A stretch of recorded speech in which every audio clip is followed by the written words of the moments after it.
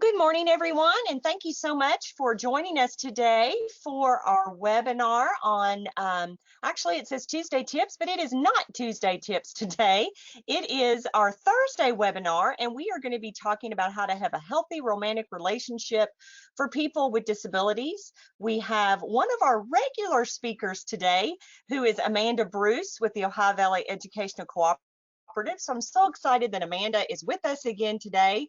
She is one of my favorite presenters, and I'm so glad that she is joining us for to be our speaker today. And I am extremely excited about this presentation today because I have a 24-year-old son with an intellectual disability who is in a romantic relationship. And so I'm very excited to hear and get some new tools and resources that can help them with their long distance relationship.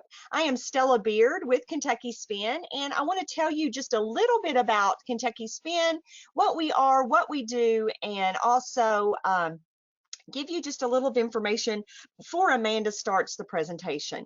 We are Kentucky Special Parent Involvement Network, and we are the Parent Training and Information Center for the state of Kentucky, or the PTI. And we are funded by the U.S. Department of Education under the Individuals with Disabilities Education Act, and we have been the Parent Training and Information Center since 1988, when Kentucky first received the PTI grant. What we do at Kentucky Spin is we provide training, information, and support for children and youth with all types of disabilities. So we are not disability specific, and we work with families who have children birth through age 26. And we say 26, but we work with families who have older adults also. And we also provide that training for families and professionals, like we're doing today with our webinar today.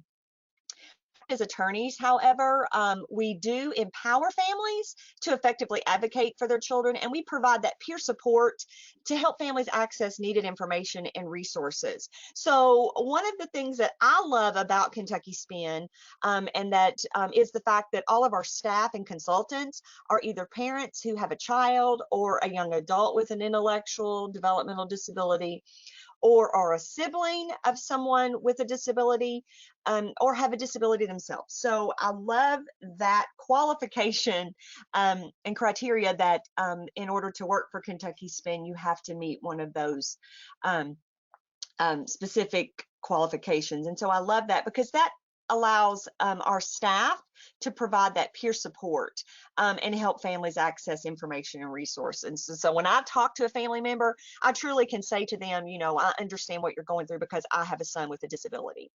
This is a slide that we have shared since March, when COVID-19 first hit and we went virtual and started providing webinars every Tuesday and Thursday, and that is what we have done since then. And it says, together we can accomplish great things for our children, and none of us have all the answers, but we are all working through this pandemic and adjusting as we go. And how true is that?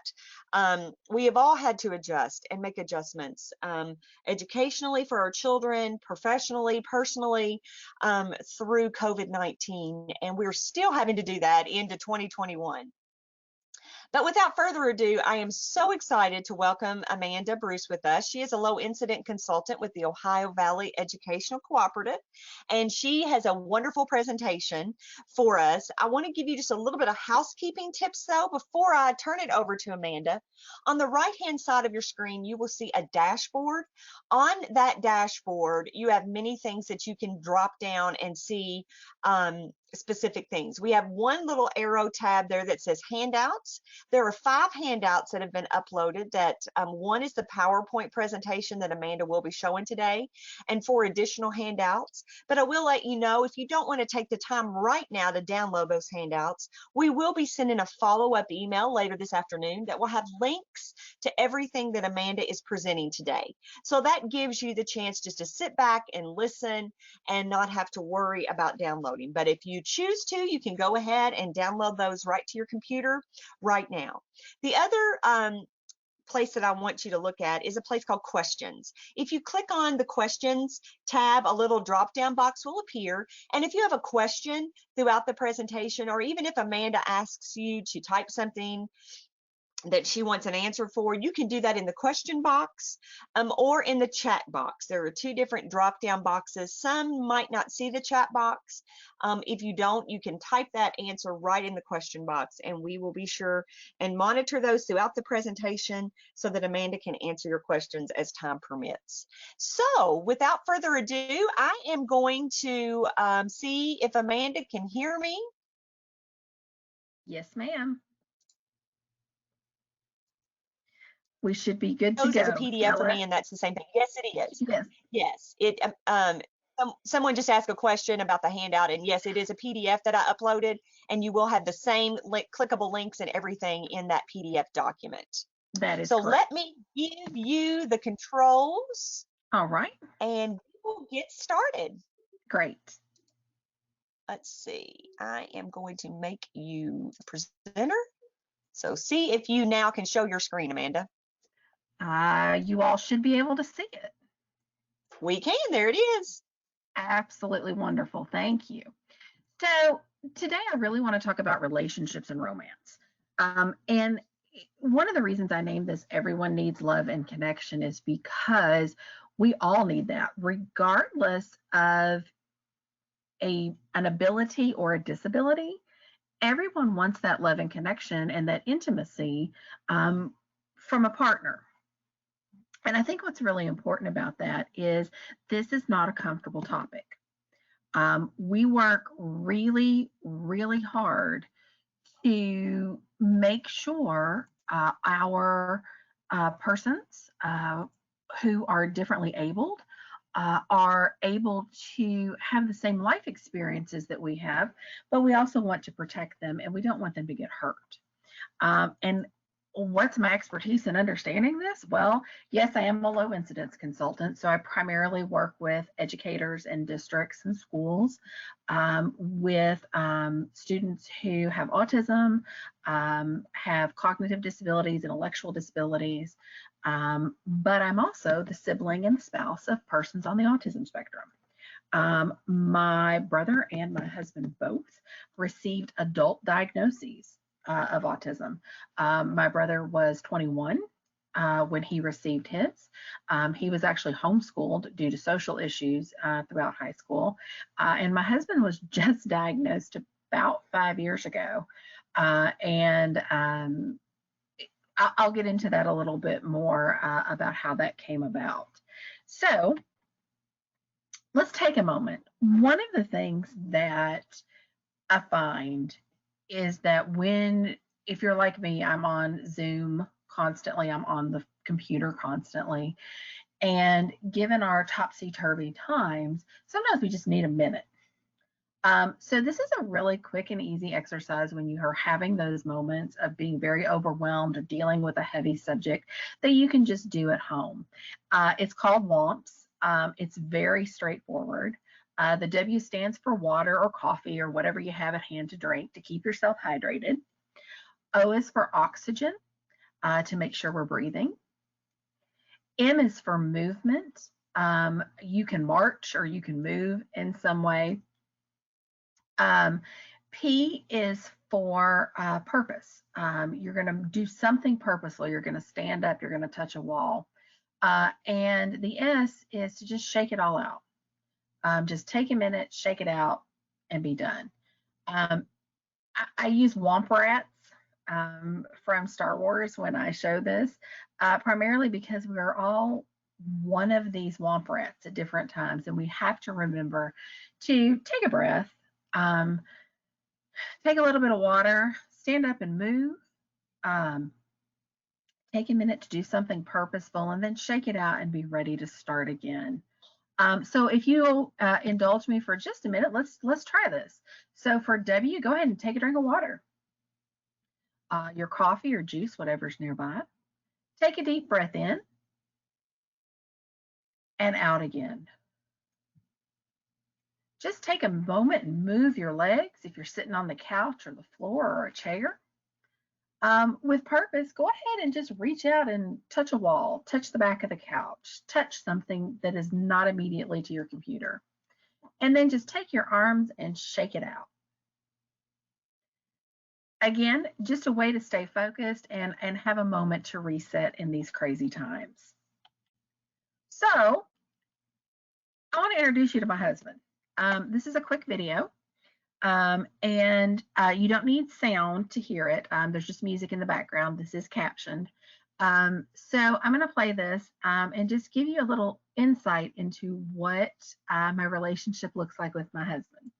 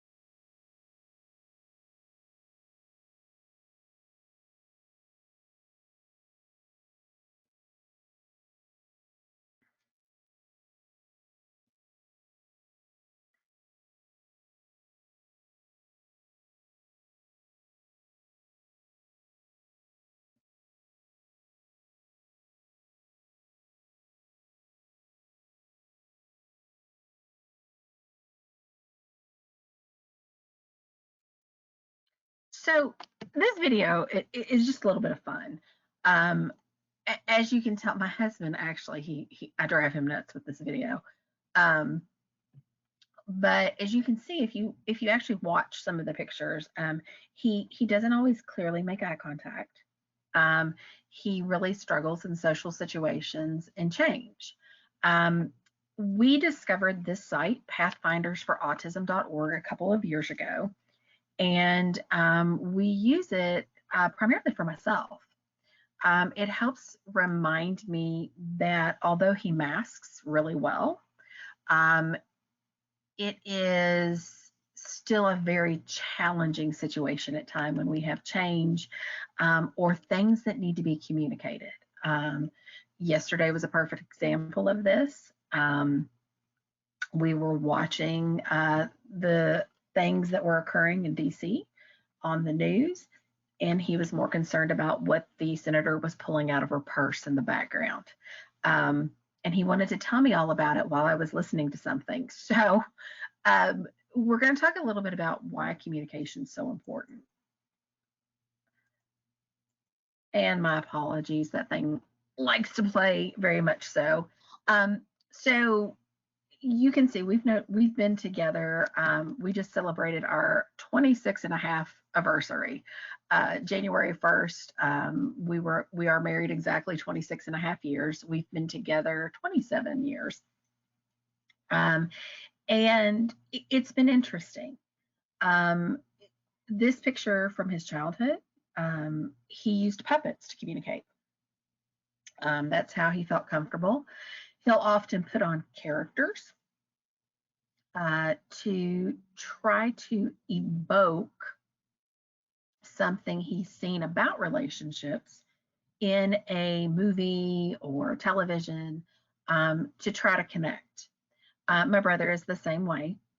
They are a pair, just let me tell you. They cheat horribly at cards. Um, it it's difficult to play with them because they're both competitive as all get out. It's pretty comical. Um, but if you'll notice, they both put on characters. They have a set smile. That set smile is how they were trained to evoke, hey, I'm happy we're here, we're taking a picture. Um, they're very comical, to say the least. It's an adventure.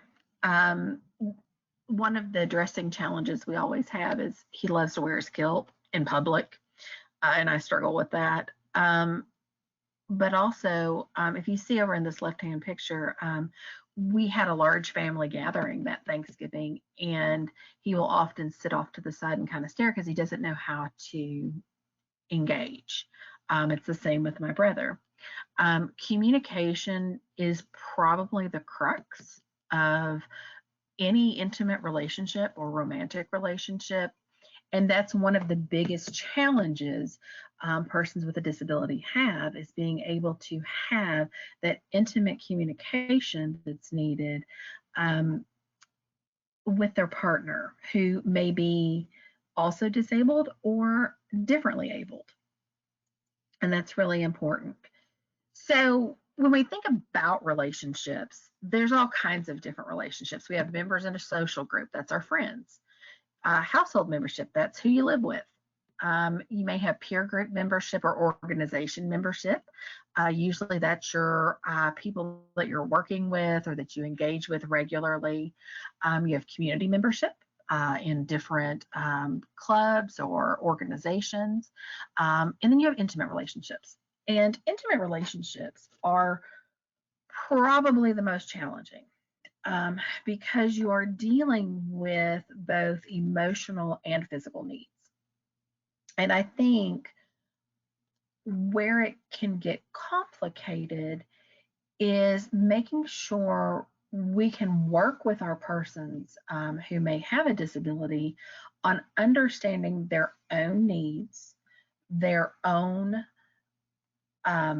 physical needs, their own emotional needs, as well as understanding how to interact with others to meet their emotional and physical needs. So there is a show on Netflix right now, and if you haven't watched it, I really encourage you to at least try a couple of episodes. My husband and I are watching it, but for me personally, it's a little intense because I deal with it on a regular basis. But the reason I want to show you these couple of quotes from Love on the Spectrum is because the persons that are speaking actually have a disability. And this young lady is going to discuss her autism and why it's important to find love to her. So if you'll bear with me, I'm hoping it's captioned. If the sound does not come through, just let me know.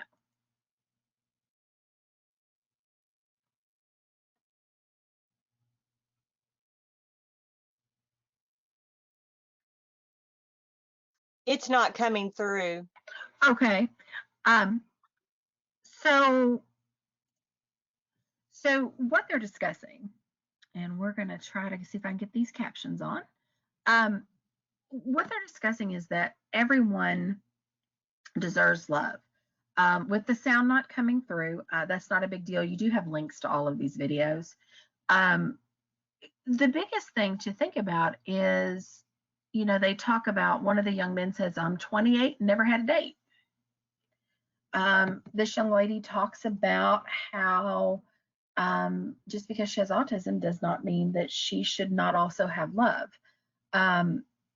We really have to start looking less at, oh, you have a disability, and more about, we all have these unique traits that make us individuals. And there are others that we can connect with intimately that have those same or different abilities and uniqueness.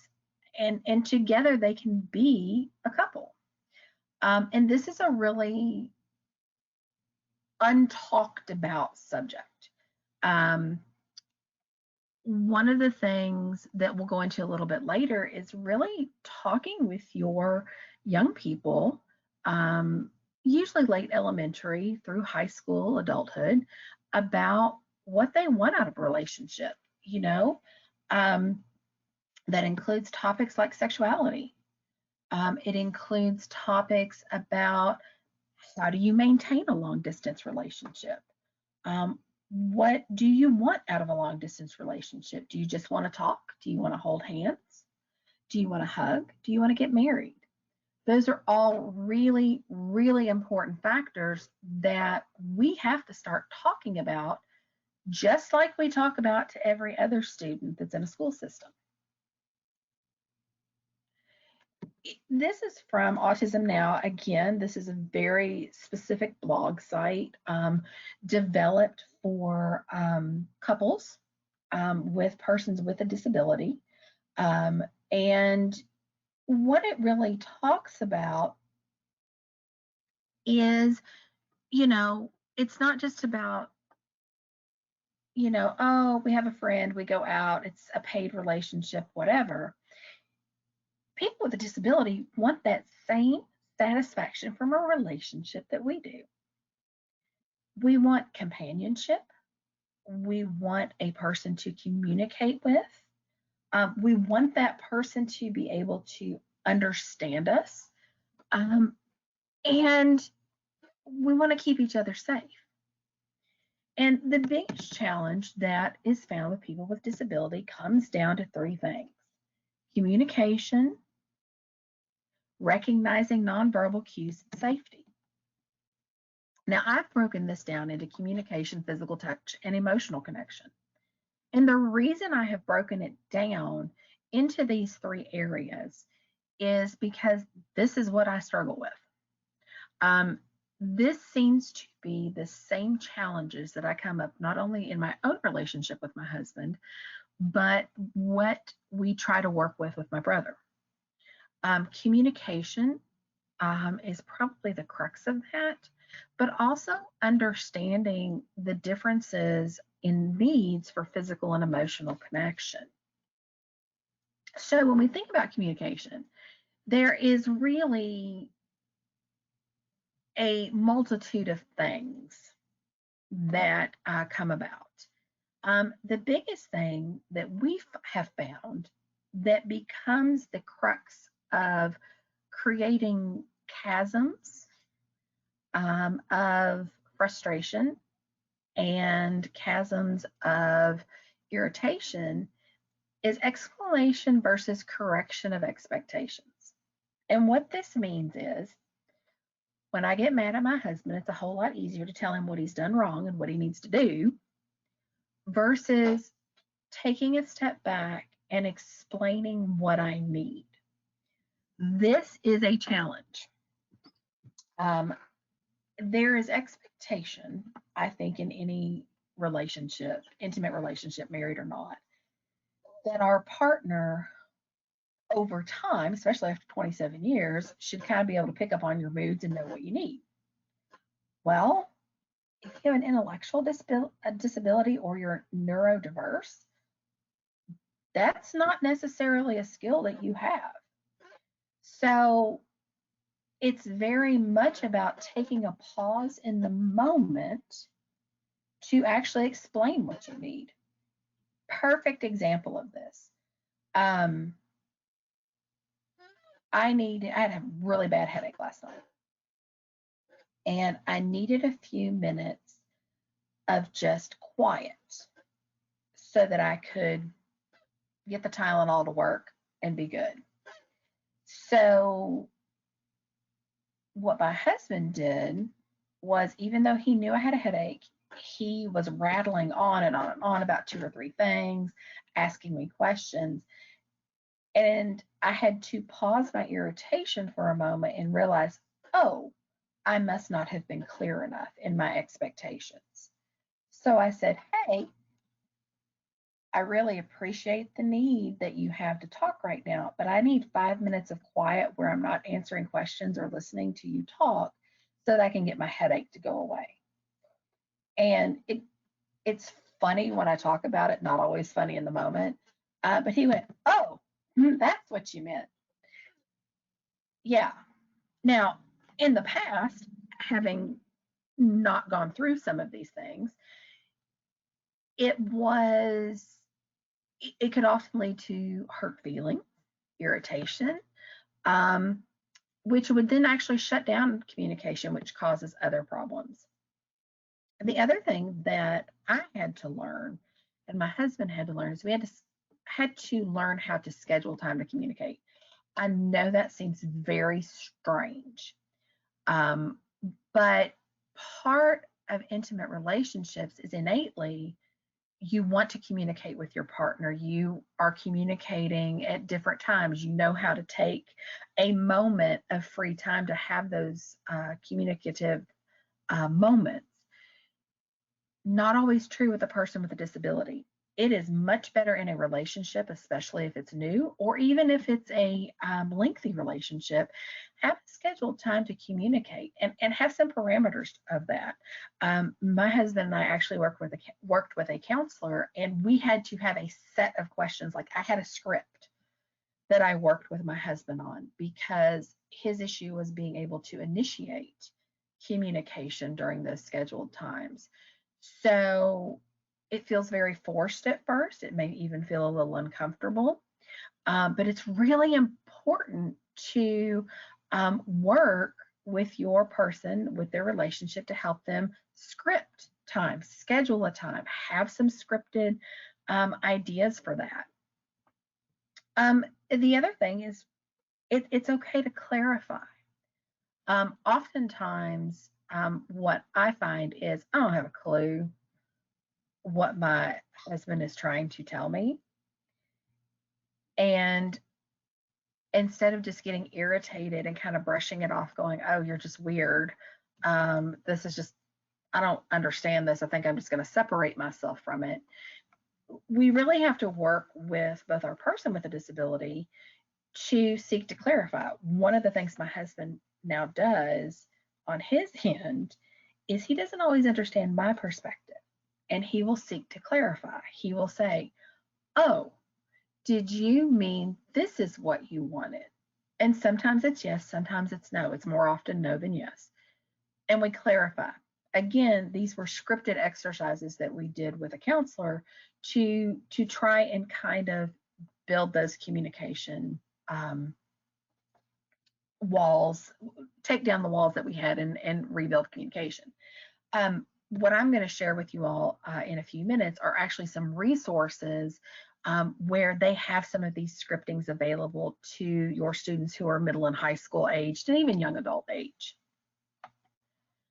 The other thing is physical touch. It can be too much or not enough. My husband has sensory issues. My brother has sensory issues. But when it comes to physical touch from a partner, there is no such thing as too much. So really helping both of them understand that you have to take into account not just what you need, but what your partner needs, and kind of find a even ground. And you have to be clear about your needs. This is really important. There is research out there right now that 70% of adults with a disability will be sexually assaulted in their lifetime, and or sexually taken advantage of. And what's really important about this is we have to teach our persons about boundaries. We have to teach them to vocalize their needs. That is not a comfortable conversation. I wish you all could see my face right now because I'm blood red when I do this slide. You have to be very clear about your needs, and you have to work with that person to understand the partner's needs. We have to teach them to say no. We have to teach them to say, "Hey, I'm having a problem that needs to be addressed." One of those is my brother, in addition to his disability, has some mental health issues and takes some medication that causes erectile dysfunction. And part of that conversation goes back, there are some medical concerns with that. But also he was just frustrated. So my husband and I had to help take him to the doctor to do the medical thing, and also work with a psychiatrist to address, to make sure we were understanding what he needed.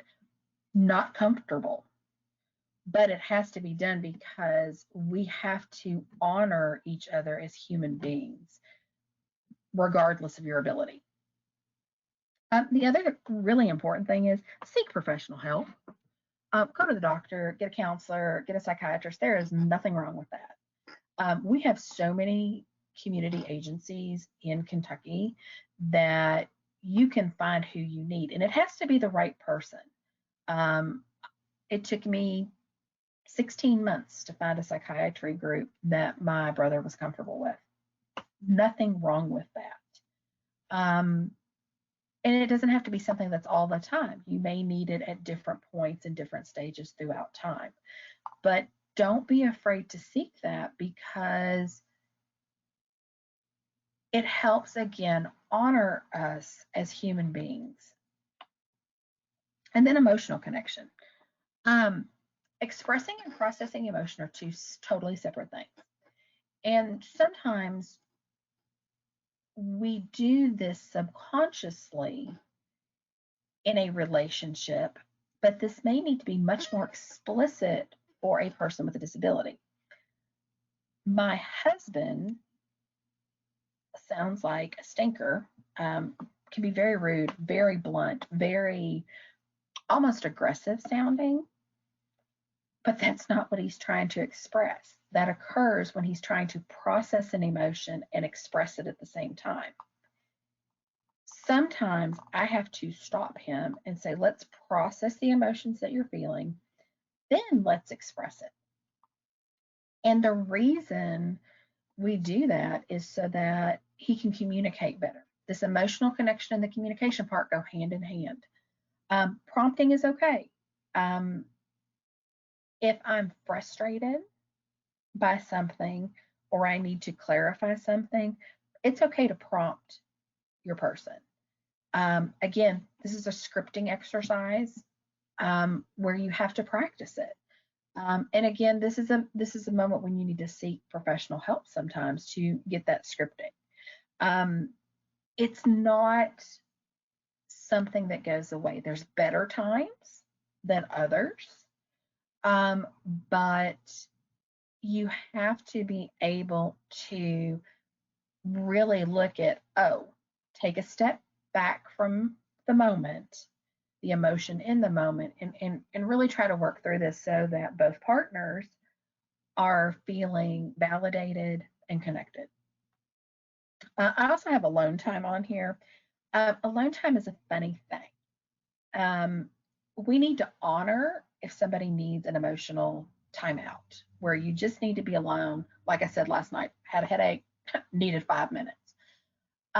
It's also okay that if you have a spouse on the spectrum, they may have very intense, focused interests. My husband's is comic books / superheroes and video games. You have to find a way as a couple to validate that alone time for that person so that they can disconnect. And they may need that sensory wise, they may need that emotionally, but also to help that person understand that if you need a little bit of alone time, that's okay too. What you want to be really careful about though is you don't want two individuals leading completely separate lives that don't emotionally interconnect. That's where you end up having breakdowns, and ultimately the relationship is not sustainable. And again, this came from my own experiences and research I've read, etc. So let's talk about those relationship adventures. These are just a few more really fun photos for you guys so you can kind of have a little insight. Um, Sometimes it's really good, sometimes it's not. You can see that my husband and brother are really good friends. They like to play around. They're also both hams. They take on characters as part of their masking. So if you see over here, my husband's in a blue jacket, my brother's in the gold jacket. They were on their way to Shine Prom last year, and they were both styling and ready to go to get as much camera time as they could. I unfortunately had the flu and I was at home, but they've got big personalities. And so that can be a little off-putting if you don't know who they are. And so kind of trying to find that balance. This one down here in the striped shirts, they were being funny for my mom one day, teasing her.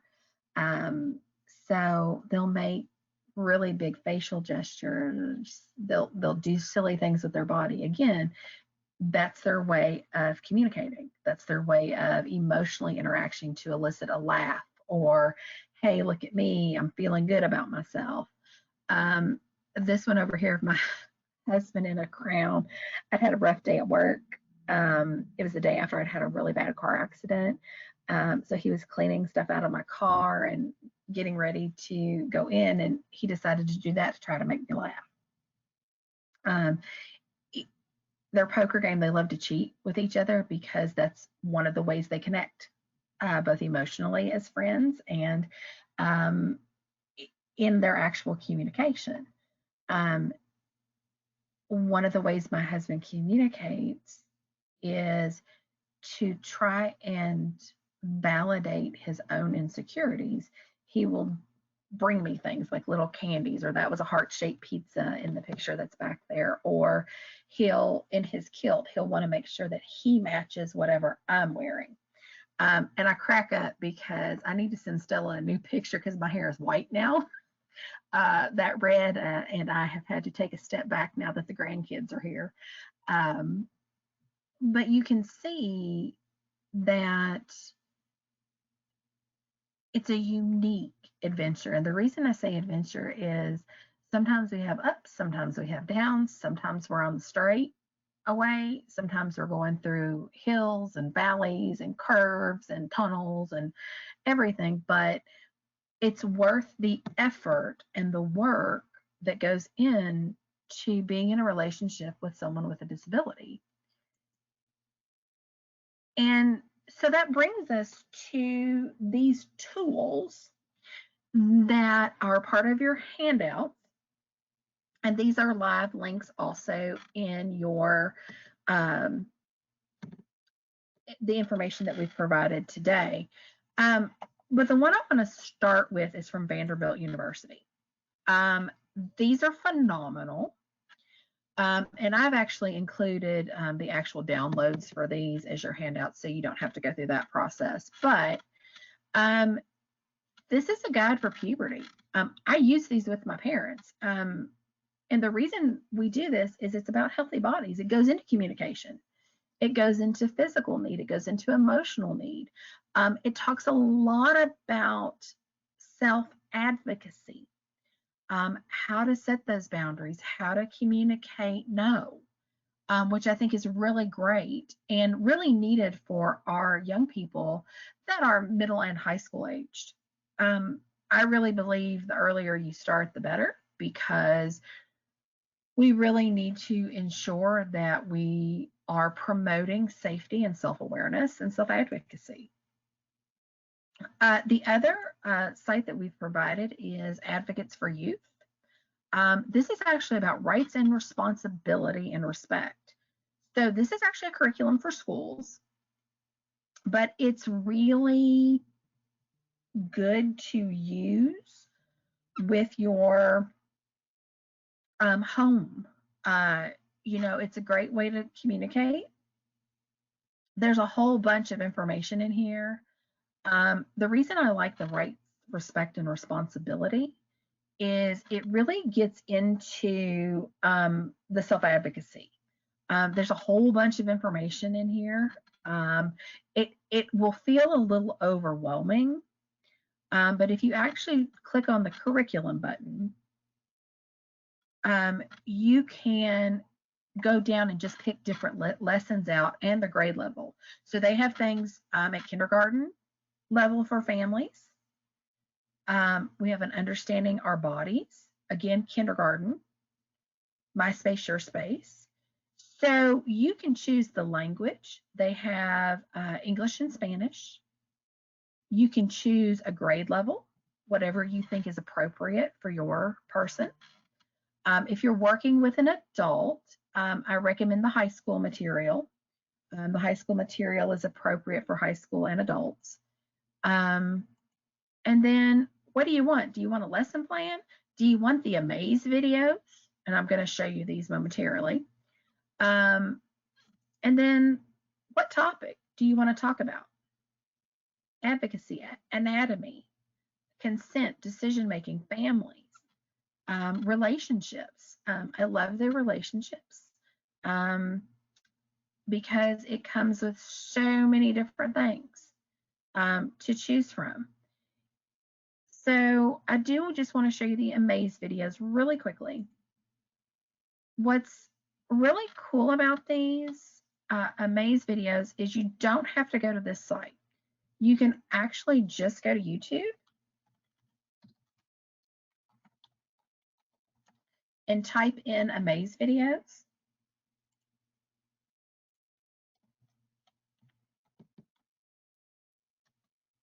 And I think it's Amaze Plus. Oh, they're not going to pull it up today for me. I apologize.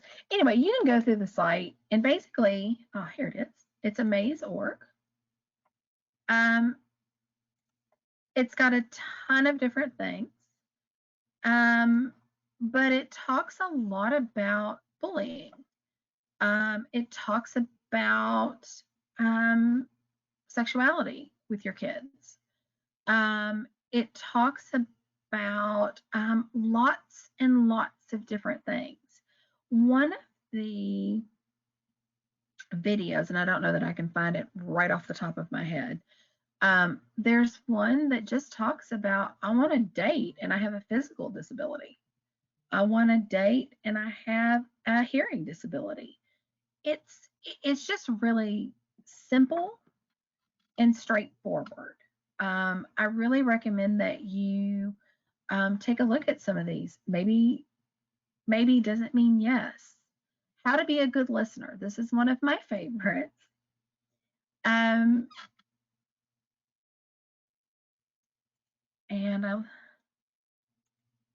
I'll let this play for just a second since it's captioned.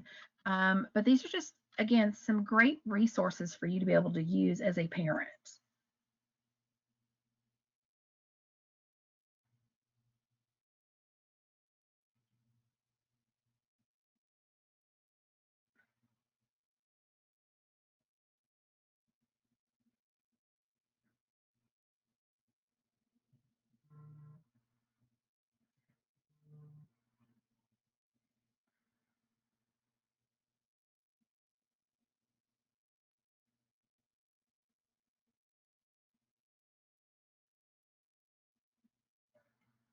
So again, this is just a quick look at it. They are all already captioned for you to take care of that, but it gives some great simple visuals to be able to really look at those things that I've talked about today: communication, physical needs, emotional needs. The last item I'm going to show you is from the Birds and the Bees, and again, we have included this as one of your downloads. It's a great topic about advocacy. It talks about relationships, human sexuality, and it has been specifically designed for individuals on the autism spectrum and with intellectual disabilities. It's absolutely fantastic. And again, we've included this for you. What I really like about this is they have it broken down into middle, high school, and adults. And what I think is really important about adults as well is it's written and the information is delivered by other adults with disabilities. The same with the high school and middle school curriculum. I love that it gets into dating, the difference between a crush and a date, power in relationships, gender roles and what that means, sexuality and the law, really understanding what that means. They also right now have some hot topics, and one of them is sexual safety. And it gets into self-protection skills. Again, it gets into self-advocacy, but also what to do if you've been abused and what that means. I think that's really important for our persons with and without a disability. So again, we've included these as handouts for you. And you should be able to take a look at them. If you have questions, please don't hesitate to reach out to me. Myself and Carrie Stith Webster, who is one of our career readiness specialists, have been through all of this material. She also has a son with an intellectual disability, and we've used these materials, and she has had some extensive training through the Birds and the Bees curriculum. So again, we're more than happy to kind of be able to get you connected with the right resources. So I was going to play this video, but since we have the sound issue and I can't seem to get the captions on, check this out in your free time. I know that's kind of a joke. Get on Netflix, even if you just watch the first episode. It gives you some real insight into looking at the perspective of we're all human beings and that's the primary response. So all of the resources that I showed you today are located here. They are live links. The one I was going to talk to you about, Kenneth Robertson, really fascinating site. And it works specifically with adults and couples who have a partner that has Asperger's or is on the autism spectrum. Even if you don't have a person that's autism direct, this is great information. It's a great way to look at communication and how to help people establish relationships. So thank you very much. This is my email. You can also find me on Facebook. It is really straightforward. I use my Bitmoji on Facebook. You can find me pretty easily. So please feel free to reach out. Stella, do we have any questions? I'll go ahead and let you take the presenter back. Absolutely. I have a question. Let me get the presenter back, because I'm sorry, I cannot do two things at once. I'm really bad about that. Okay, can you see my screen now, maybe? Yep. Yes, ma'am. All right. My question is, my son Clayton has a girlfriend. Her name's Isabel, and she lives in Florida. Mm-hmm. And they have had a long distance relationship, for going on 4 years now. And when they're together, it seems like, I know you were talking about the listening and the taking turns talking, and being an active listener. That's something that I've noticed a big struggle with them. What are some tips that I could help them with where it's not so much about, a one-sided conversation? Yeah, so one of the things I would do is actually script it. So the way our counselor had us do it, and this is really comical, it was a game. So I got a question, you get a question. I get a question, you get a question. But you only have a set list of 3 to 5 questions. And what you have to do is, so let's say I'm Clayton and I say, Isabella, what was your favorite activity this week? Well, after she would say that activity, Clayton would then use that activity in his next sentence and say, oh, say video games. Oh man, I love that video game. I played it too. And then she would then respond. The challenge with it, and I think this is what is hard, is you almost have to facilitate it slightly the first couple of times and then kind of turn them loose on it. Mainly because I will tell you there are epic crashes and falls. But there are also a couple of really cool games. You can get online, and Stella, I'll send you this directly. There are some couple games that you can play in a video chat or whatever. And what it does is it provides that communication scripting in a more natural manner.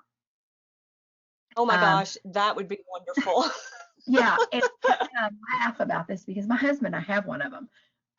And there have been times where everything's peachy keen, but sometimes, buddy, I go pull that thing out just because we're having a hard day. But I'll send you that, and then you're free to share it with whoever. But they're basically called couples conversations. And literally you each have a deck of cards and you pull the cards, and that's how you learn how to do it. I tease my husband all the time that I didn't know I was going to be doing social cards with you the rest of my life, but it's really good, and it becomes a little more realistic because the topics are what we would see in an adult relationship. They're not. I will say that I'm very cautious in like not using the cards that deal with sexuality or sex, but just that deal with a communication and emotional contact connection, because that's like its own separate thing. Right. And how do you talk? And here's something that we're faced with. I know a lot of times as a parent, and this is a topic that a lot of parents don't want to talk about, especially when they have a child with a disability. I think a lot of times parents think, oh, well, my child doesn't have any sexuality needs or whatever, they're fine. How do you talk with parents that are saying what I just said? Because, everyone, regardless if you have a disability or not, you have the sexual desire to, that's just natural. How do you, I think a lot of parents think, oh, well, my child will never want to do that. I don't want them to be in a relationship. They don't need to be in a relationship. And that's always been the opposite for me. I've always wanted Clayton to have everything anyone else has. So how do you deal with parents, and what's some good verbiage that, we can use to talk with parents about that? So one of the things I really start with is those Vanderbilt pamphlets, because what I talk about is we want to make sure our student has everything that they need. Guess what? Everybody has sexual feelings. Don't care what your disability or perceived disability is. This is the reality. Now, how do you want to have that conversation? And one of the things that I have done is I've actually sat with parents with those Amaze videos that I showed you and said, okay, what are your top 2 most fearful topics? One is masturbation, and understanding appropriate settings for that. I know that I had some students with unique needs, where we had to have some conversation about perfectly normal occurrence with parents, but we need to set some parameters that both meet your family and cultural needs, as well as the student's physical needs and the appropriate setting. I wish you could see my face right now. I am blood red and I can't help it. But I had to learn to have the uncomfortable conversation. I have a very dear former student of mine. His mother allows me to share this story. He also lives across the street. started downloading pornography onto her telephone. She freaked out. And the first conversation I had with her was, well, he physically has the same needs as every other human being in the world. Now, understanding that, let's talk about your family culture. What does your family need? What are your family beliefs? Because you really want to honor that, regardless of your personal feelings. And that can be kind of challenging. But then the second thing is, sit down with parent and make sure parent has the right information.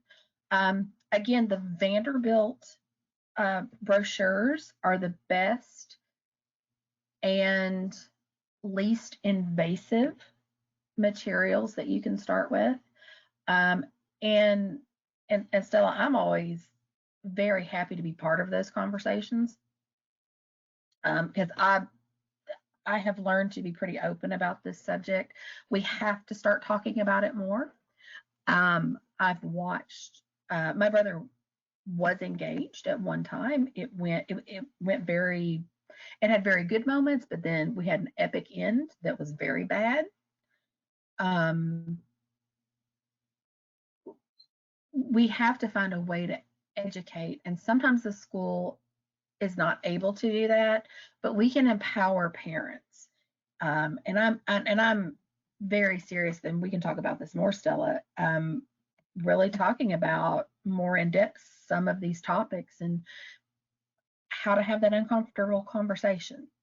I think that's great, because I do believe that it is something that parents, think, oh, well, that's just not something we're ever going to have to deal with. Right. That's well, and so I think not true. Right. One more question. Mm-hmm. No, go ahead. Go ahead. I was just going to say, it's a hard conversation. It's not easy, but I would rather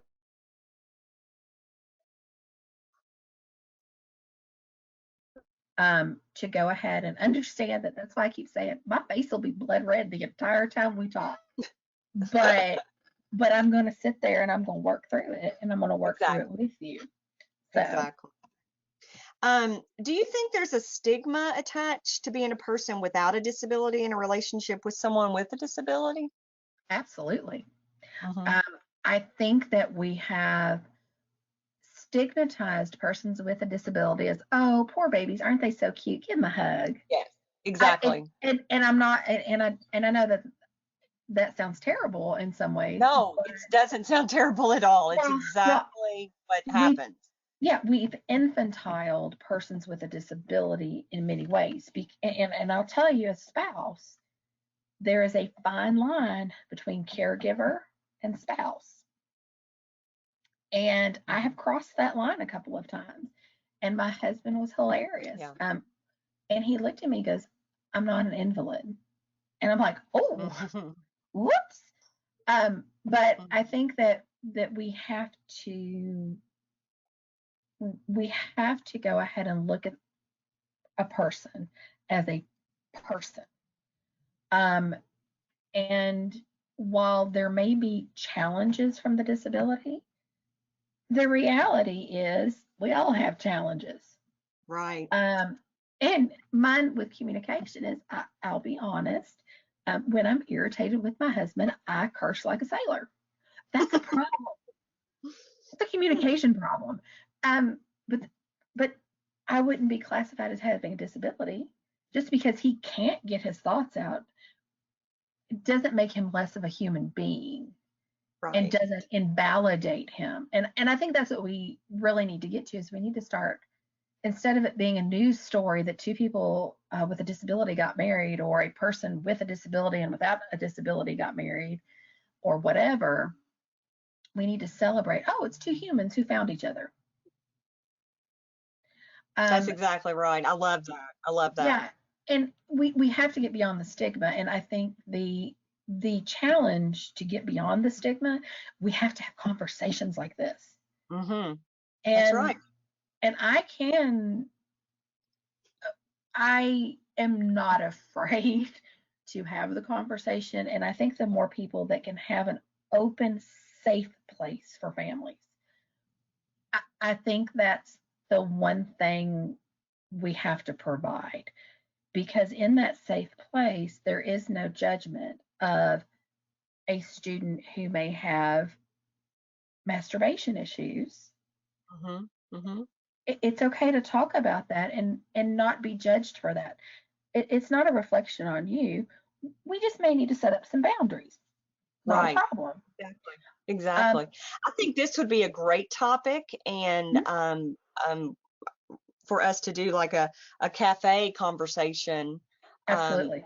with this topic with families, Mhm, that so that families feel like it is a safe place that they can discuss, where it's not recorded, it's just conversation. And I think that would be something we probably will talk to you about for future, that we can, absolutely. break that stigma and begin to talk about it, because I do believe it is a subject that a lot of, agencies aren't talking about, but I think it's definitely a topic that needs to be discussed in more detail. Absolutely.